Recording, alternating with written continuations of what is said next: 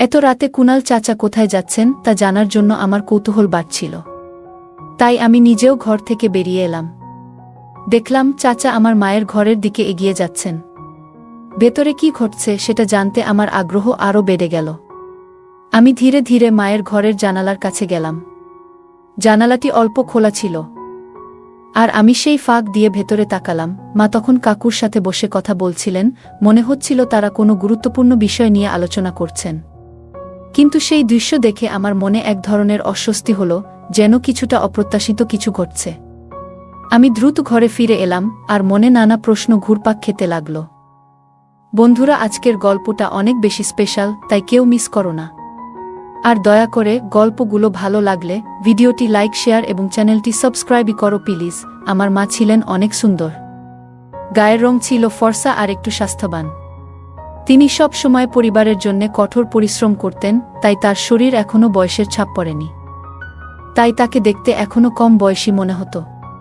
এই বয়সে তিনি তার স্বামীকে হারিয়েছিলেন। তারপরেও জানি না তিনি কিভাবে এতটা দিন একাই কাটিয়েছিল। আমরা গরিব বলে গ্রামের লোকেরা সব সময় মাকে বিভিন্নভাবে লোভ দেখিয়ে তার কাছে আসতে চাইত।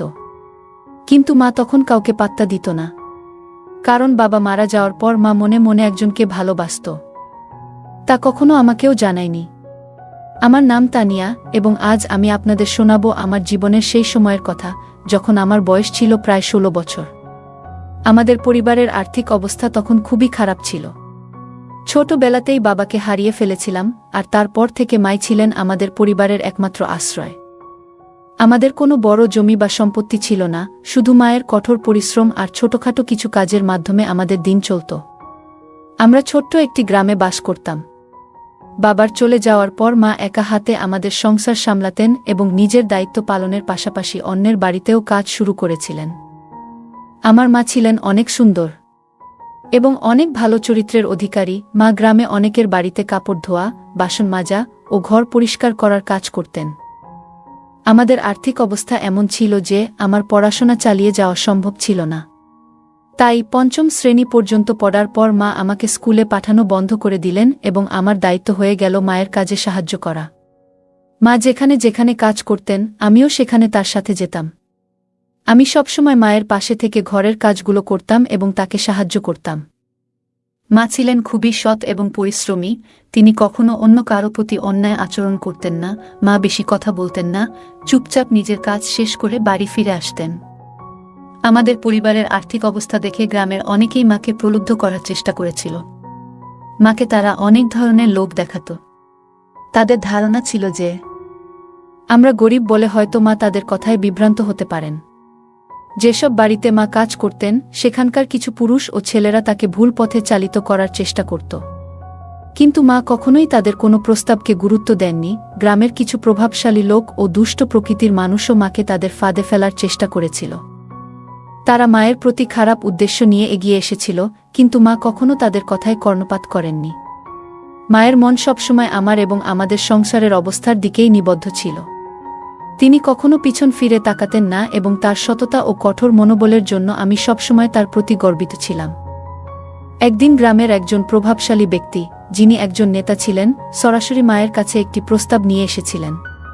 তিনি মাকে বলেছিলেন, তোমার পরিস্থিতি দেখে আমার খারাপ লাগে।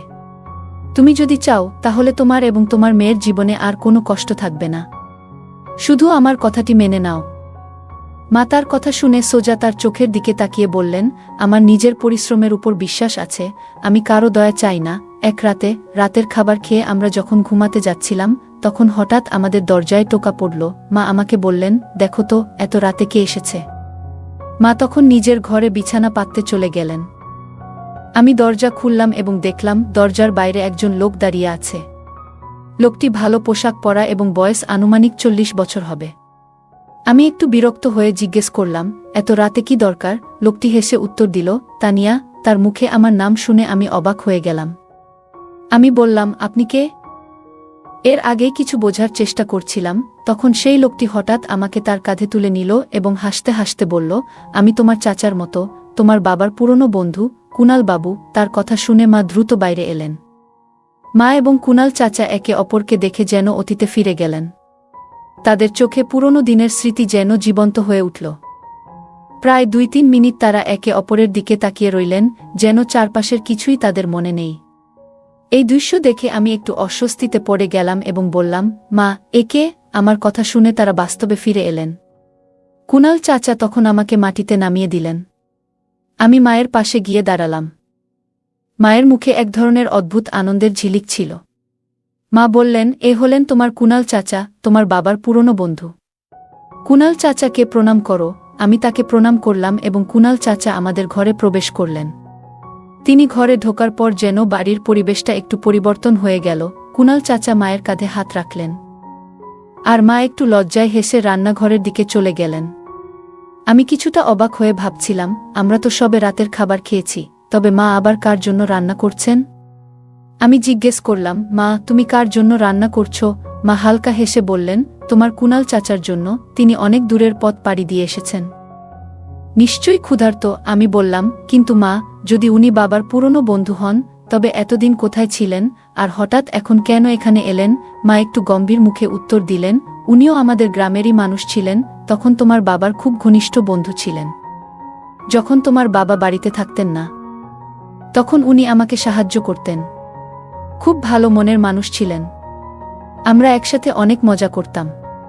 তোমার জন্মের পর উনি বিদেশ চলে গিয়েছিলেন। মায়ের কথাগুলো শুনে আমি চিন্তায় পড়ে গেলাম। কুনাল চাচা এত বছর পর হঠাৎ কেন ফিরে এলেন, তা নিয়ে আমার মনে নানা প্রশ্ন জাগতে লাগল। তাদের মধ্যে কি কোনো পুরনো সম্পর্ক ছিল? সেই রাতে কুনাল চাচার বিষয়ে মায়ের সাথে কথা বলার পর আমি তার সম্পর্কে আরও কৌতূহলী হয়ে উঠলাম। এত সবকিছু হঠাৎ ঘটে যাওয়া আমার বোধগম্যতার বাইরে ছিল। মায়ের মুখে এক ধরনের অদ্ভুত উচ্ছ্বাস আর আনন্দের ঝিলিক দেখা যাচ্ছিল।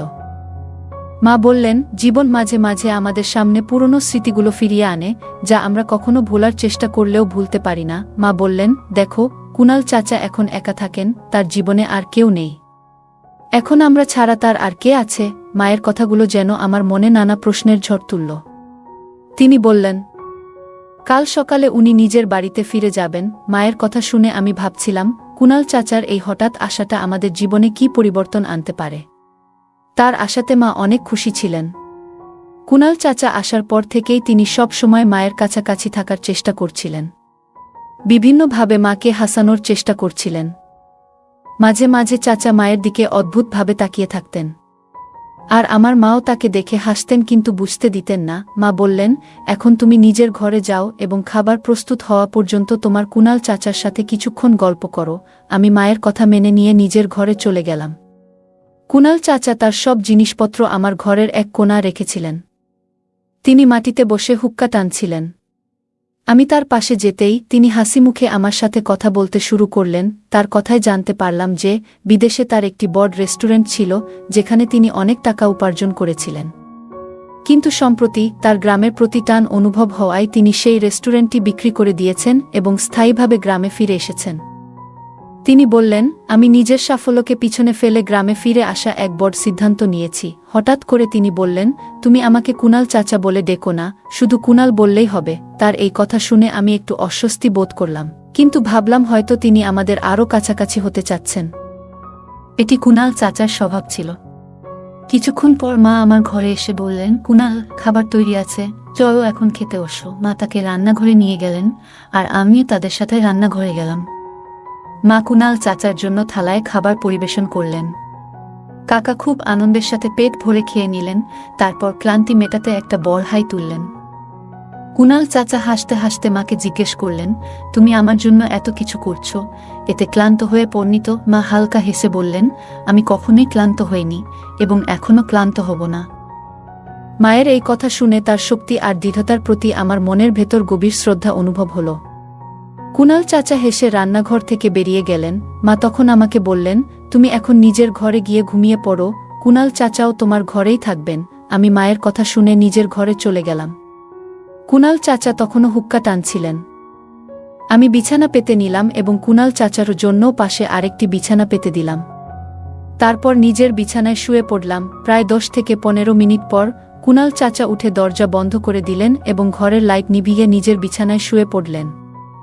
আমি তখন গভীর ঘুমে তলিয়ে গেলাম। কিছুক্ষণ পর হঠাৎ আমার ঘুম ভেঙে গেল।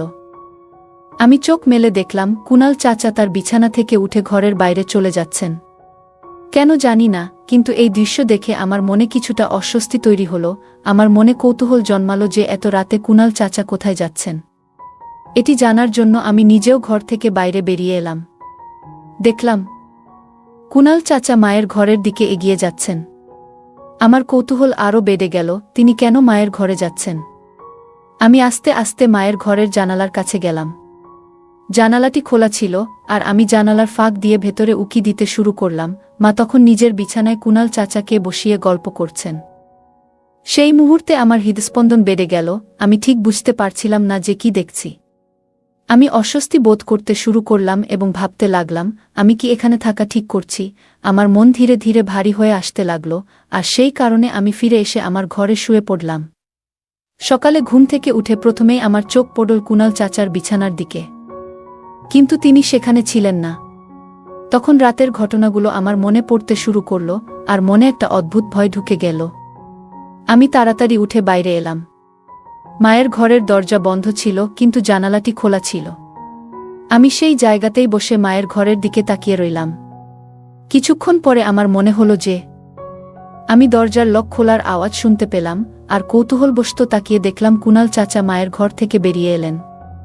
তার পরপরই মা দ্রুত ঘর থেকে বেরিয়ে এসে সোজা বাথরুমের দিকে ছুটে গেলেন। কিছুক্ষণ পর মা আমাকে ডাকলেন এবং বললেন আমি গোসল সেরে তৈরি হচ্ছি। এরপর আমি উঠে কুণাল চাচার দিকে তাকালাম, দেখলাম তিনি তখনও ঘুমাচ্ছেন। আমি বাথরুমে গিয়ে গোসল সেরে তৈরি হয়ে নিলাম এবং তারপর রান্নাঘরের দিকে গেলাম। রান্নাঘরে গিয়ে দেখলাম মা রান্না করছেন এবং তিনি খুব আনন্দিত দেখাচ্ছিলেন। তার মুখে এক ধরনের সতেজতা আর অন্যরকম উচ্ছ্বাস ছিল, যা বাবা মারা যাওয়ার পর থেকে আমি মাকে এই রকম হাসতে দেখিনি। আমি মাকে বললাম, মা তুমি আজ খুব খুশি মনে হচ্ছে। মা মুচকি হেসে বললেন, হ্যাঁ, আজ সত্যিই খুব ভালো একটা দিন। আমি মায়ের সাথে মিলে রান্নার কাজে হাত লাগালাম। আমরা একসাথে রুটি এবং তরকারি তৈরি করলাম। কিছুক্ষণ পর রান্না শেষ হলে মা কুণাল চাচাকে ডেকে বললেন, কুণাল তাড়াতাড়ি আসো, খাবার তৈরি হয়ে গেছে। কুণাল চাচা তৎক্ষণাৎ উঠে বললেন, আসছি, এবং রান্নাঘরে চলে এলেন। আমরা তিনজন একসাথে বসে খাবার খেতে লাগলাম। খাওয়ার সময় মা একটু লজ্জিত হয়ে কুণাল চাচার দিকে তাকিয়ে মুচকি হাসলেন, আর চাচাও তাকে দেখে হাসছিলেন। টেবিলে বসে কুণাল চাচা বললেন, এই খাবারটা সত্যিই দারুণ হয়েছে প্রিয়া, তুমি দারুণ রান্না করেছ। মা মৃদু হেসে তার প্রশংসা গ্রহণ করলেন। তারপর চাচা আমার দিকে তাকিয়ে বললেন, তুমিও তো তোমার মাকে সাহায্য করেছ, এজন্য তোমারও ধন্যবাদ। তুমি তো সত্যিই দারুণ মনের মানুষ। সেই সকালে আমাদের চারপাশের পরিবেশটা ছিল খুবই সুন্দর। আমরা সকলে একসাথে বসে খাওয়ার পর আড্ডা দিলাম, হাসি ঠাট্টা করলাম। কুণাল চাচা কথাবার্তা শুনে আমার মনে একটা অন্যরকম শান্তি অনুভূত হচ্ছিল। আমরা তিনজন মিলে খাওয়া শেষে আমি আর মা গ্রামের কাজে বেরিয়ে গেলাম, আর কুণাল চাচা তার বাড়ি ফিরে গেলেন। রাতে আমি আর মা একসাথে বসে খাওয়া শেষ করলাম। তারপর আমি আমার ঘরে ফিরে এসে শুয়ে পড়লাম।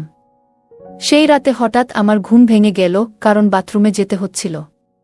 আমি বাথরুম থেকে ফেরার সময় লক্ষ্য করলাম মায়ের ঘর থেকে কারো কথা বলার শব্দ আসছে। আমার মনে কৌতূহল হলো, মায়ের ঘরের দরজা বন্ধ ছিল, কিন্তু ভেতরে আলো জ্বলছিল। আমি ভাবলাম এত রাতে মা কার সাথে কথা বলছেন। এটি জানার জন্য আমি আস্তে করে জানালার পাশে গেলাম এবং উকি দিলাম। দেখলাম মা কারো সাথে ফোনে কথা বলছেন। মা বলছিলেন, কতক্ষণ হলো, আমি তো অনেকক্ষণ ধরে তোমার অপেক্ষায় আছি। তখন কুণাল চাচার কথা শোনা গেল, আমি তো এই গ্রামে একটি রেস্টুরেন্ট খোলার চিন্তা করছি, তাই জমির খোঁজে ব্যস্ত ছিলাম।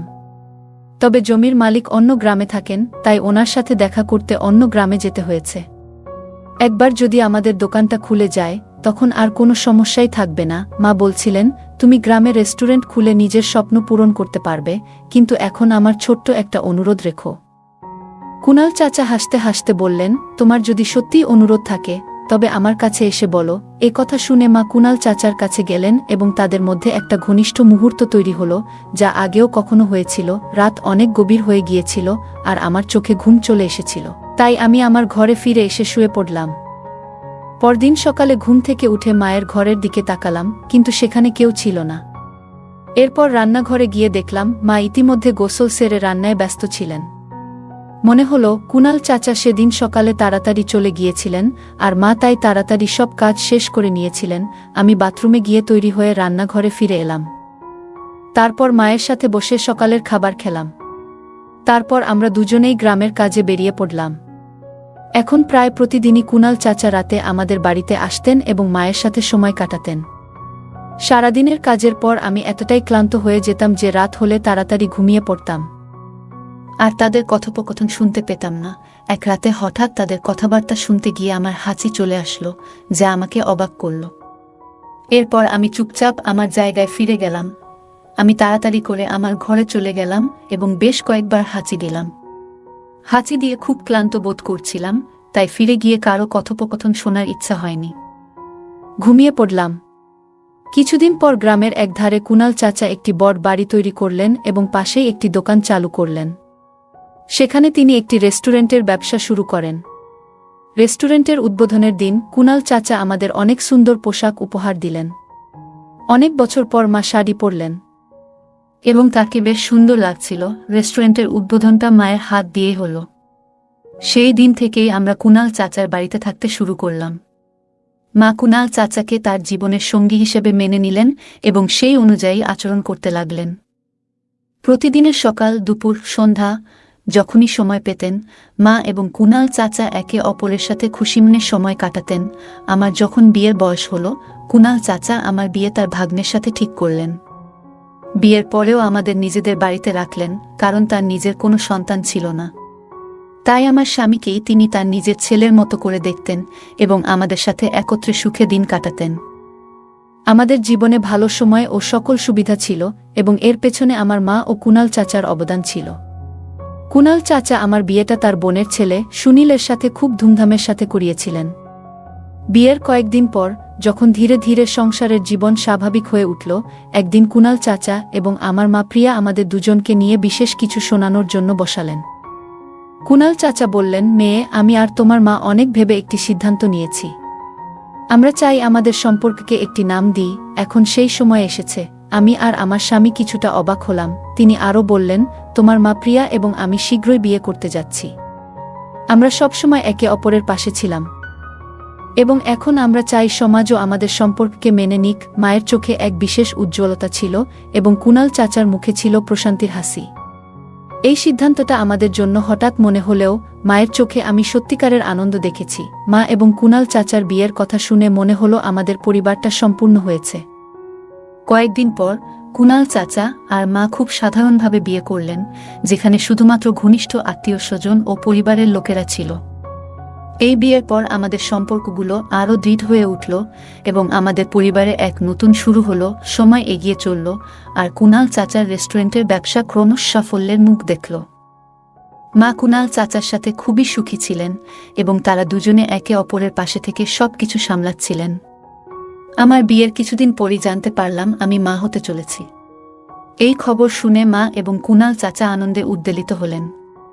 তারা আমার এবং আমার স্বামীর জন্য একটি নতুন বাড়ি তৈরির পরিকল্পনা করলেন, যাতে আমাদের সন্তানের আগমন সঠিক পরিবেশে হতে পারে। এখন মা কুনাল চাচার স্ত্রী হিসেবে ঘর ও ব্যবসার সমস্ত দায়িত্ব নিজের কাঁধে তুলে নিয়েছিলেন। তিনি আত্মবিশ্বাসে ভরপুর ছিলেন এবং আগের থেকে অনেক বেশি সুখী দেখাচ্ছিলেন। অন্যদিকে কুনাল চাচা আমার স্বামীকে রেস্টুরেন্টের কাজে অন্তর্ভুক্ত করলেন, যাতে ভবিষ্যতে সে রেস্টুরেন্টের দায়িত্ব নিতে পারে। আমাদের পরিবারের সুখ যেন ক্রমেই বাড়ছিল। কয়েক মাস পর আমার ছেলে জন্ম নিল। তখন কুনাল চাচা এবং মায়ের আনন্দের সীমা ছিল না। তারা আমার ছেলেকে নিজেদের সন্তান মনে করতে শুরু করলেন। কুনাল চাচা তো বলেই দিলেন যে আমার ছেলেকেই তার সমস্ত সম্পত্তির উত্তরাধিকারী করবেন। এই কথা শুনে আমার স্বামীও খুব খুশি হয়েছিল, কারণ কুনাল চাচা আমাদের পুরোপুরি তাদের পরিবার হিসেবে মেনে নিয়েছিলেন। আমাদের জীবন এখন সুন্দরভাবে চলছিল। আমরা একসঙ্গে উৎসব পালন করতাম, হাসিখুশিতে মেতে থাকতাম, আর আমাদের পরিবারটি গ্রামের সবার কাছে একটি আদর্শ হয়ে উঠেছিল। মা কুনাল চাচার সাথে ঘর এবং ব্যবসার সমস্ত দায়িত্ব ভাগাভাগি করতেন, আর আমি আমার সন্তান ও স্বামীকে নিয়ে সুখী জীবনযাপন করছিলাম। একদিন কুনাল চাচা সিদ্ধান্ত নিলেন যে তিনি গ্রামের মধ্যে আরেকটি দোকান খোলার পরিকল্পনা করবেন, যাতে রেস্টুরেন্টের ব্যবসা আরও বড় আকারে প্রসারিত হতে পারে। আমার স্বামীও এই কাজে তাকে সাহায্য করলেন এবং ধীরে ধীরে আমাদের পরিবার সফল ও সমৃদ্ধশালী হয়ে উঠল। মায়ের মুখে সবসময় এক ধরনের প্রশান্তির হাসি থাকত, যেন তিনি জীবনের সমস্ত সুখ অর্জন করেছেন। সময়ের সাথে সাথে মা এবং কুনাল চাচা বয়সের ভারে নত হতে থাকলেন, কিন্তু তাদের মধ্যে ভালোবাসা ও পারস্পরিক বোঝাপড়া ঠিক আগের মতোই ছিল। আমি এবং আমার স্বামী কুনাল চাচার কাছ থেকে সব সময় ভালো পরামর্শ ও সহায়তা পেতাম, আর এই পরিবারের শক্ত ভিতটি আমাদের জীবনকে আরও অর্থপূর্ণ করে তুলেছিল। কুনাল চাচার রেস্টুরেন্ট এখন আমার স্বামী সামলাচ্ছিলেন, আর আমাদের ছেলে ধীরে ধীরে বড় হয়ে উঠছিল। আমরা একসাথে একটি ভালোবাসায় ভরা, সঠিক মূল্যবোধের পরিবার হিসেবে জীবন কাটাচ্ছিলাম। আমাদের জীবনে ভালোবাসা, সম্মান এবং একে অপরের যত্ন নেওয়াটাই ছিল সবচেয়ে গুরুত্বপূর্ণ। অবশেষে মা এবং কুনাল চাচা দীর্ঘ সুখী জীবন কাটিয়ে পৃথিবী থেকে বিদায় নিলেন, এবং সেই সময়ও তারা একে অপরের পাশে ছিলেন। তাদের স্মৃতিগুলো আমরা সযত্নে রক্ষা করে রেখেছি, এবং তাদের দেওয়া মূল্যবোধ, শিক্ষা ও ভালোবাসা আমাদের জীবনে প্রতিফলিত করার চেষ্টা করেছি। তাদের চলে যাওয়ার পর আমরা তাদের নাম এবং স্বপ্নগুলিকে বাস্তবায়িত করার জন্য কাজ করতে থাকলাম, যাতে তাদের সৃষ্টির উত্তরাধিকার চিরকাল বেঁচে থাকে। এই গল্পে এমন অনেক মূল্যবান শিক্ষা লুকিয়ে আছে, যা আমাদের জীবনের কঠিন সময়ে দৃঢ়ভাবে দাঁড়ানোর প্রেরণা দেয়া। প্রথমত, তানিয়ার মা তার স্বামীর মৃত্যুর পরেও একা হাতে পরিবারকে লালন পালন করেছেন। এই কঠিন পরিস্থিতিতে তার দৃঢ়তা ও পরিশ্রম আমাদের শেখায় যে জীবনের চ্যালেঞ্জের সামনে কখনো হাল ছেড়ে দেওয়া উচিত নয়। আমাদের মনোবল দৃঢ় রাখতে হবে এবং সব বাধা অতিক্রমের চেষ্টা করতে হবে। দ্বিতীয়ত, তানিয়ার মা বিভিন্ন বাড়িতে কাজ করে তাদের সংসার চালিয়েছেন। এটি আমাদের বোঝায় যে পরিশ্রম ও সততার মাধ্যমে করা কাজ কখনো বিফলে যায় না। যখন আমরা আমাদের কাজের প্রতি নিষ্ঠাবান থাকি, তখন সফলতা অবশ্যই আসে। এছাড়াও তানিয়ার মা কখনো তার আত্মসম্মানকে ভুলে যাননি। যখন কিছু মানুষ তাকে হেয় করার চেষ্টা করেছিল, তখনও তিনি নিজের সম্মান বজায় রেখেছিলেন। এটি আমাদের শেখায় যে আত্মসম্মান অত্যন্ত মূল্যবান, এবং আমাদের কখনো কারো চাপের সামনে মাথা নত করা উচিত নয়। গল্পটিতে ইতিবাচকতা এবং পারস্পরিক সহায়তার গুরুত্ব তুলে ধরা হয়েছে। যখন কুনাল চাচা পরিবারের সাহায্যে এগিয়ে আসেন, তখন এটি আমাদের শেখায় যে জীবনে যে কোনো সময় ইতিবাচক পরিবর্তন আসতে পারে। কঠিন সময়েও আমাদের ইতিবাচক দৃষ্টিভঙ্গি বজায় রাখা উচিত এবং কখনো আশা ছাড়বেন না। গল্পটি সমাজের কিছু কঠিন সত্য প্রকাশ করে। মায়ের প্রতি স্থানীয় নেতাদের এবং দুষ্কৃতীদের আচরণ আমাদের স্মরণ করিয়ে দেয় যে সমাজে সততা এবং সঠিক আচরণ বজায় রাখা খুবই গুরুত্বপূর্ণ। শেষ পর্যন্ত, যখন কুনাল চাচার সাহায্যের হাত বাড়িয়ে দেন, তখন এটি তানিয়া এবং তার মায়ের জন্য নতুন আশার আলো হয়ে ওঠে। এই গল্পটি আমাদের মনে করিয়ে দেয় যে কঠিন সময়েও কখনো আশা ছেড়ে দেওয়া উচিত নয়, কারণ সহায়তা যে কোনো সময় আসতে পারে। তানিয়ার গল্প থেকে আমরা জীবনের অনেক গুরুত্বপূর্ণ শিক্ষা পাই। এই গল্পটি আমাদের অনুপ্রেরণা দেয় কিভাবে আমরা প্রতিকূলতাগুলির মুখোমুখি হতে পারি এবং আমাদের নীতিগুলিকে ধরে রাখতে পারি। জীবনে সবসময় এগিয়ে যাওয়ার চেষ্টা করা উচিত এবং প্রতিটি চ্যালেঞ্জ থেকে শেখার মানসিকতা বজায় রাখা উচিত। যদি এই গল্পটি আপনার হৃদয় ছুঁয়ে যায়, তবে অনুগ্রহ করে ভিডিওটি লাইক করুন। গল্পটা কেমন লাগলো জানাতে ভুলবে না। আরও মজার মজার রোমান্টিক গল্প শুনতে চাইলে ভিডিওটি লাইক, শেয়ার এবং চ্যানেলটি সাবস্ক্রাইব করতে এবং বেল আইকনটি ক্লিক করতে ভুলবে না। ধন্যবাদ।